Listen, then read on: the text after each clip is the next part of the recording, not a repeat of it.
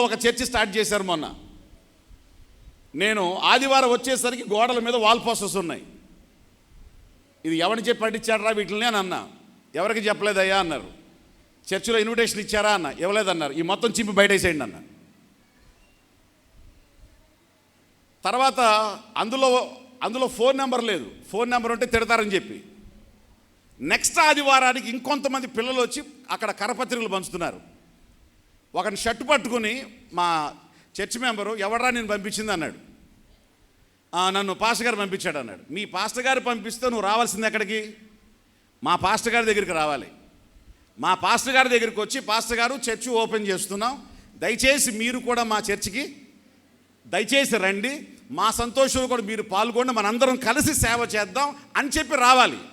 Pastor గారికి invitation ఇవ్వకుండా వచ్చే విశ్వాసుల్ని మోసం చేసి లాక్కోవడం కోసం నువ్వు ఇట్లాంటివి ఇచ్చాడు. 4 తంతం జాగ్రత్త, వెళ్ళిపోయి ముందు కనబడకుండా అని చెప్పి వాడిని తిడితే అప్పుడు వాడు వెళ్ళిపోయాడు.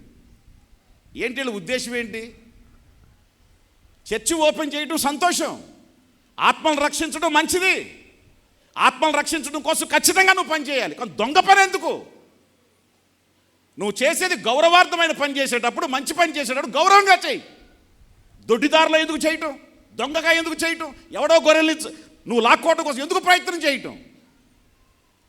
ఇది తప్పు.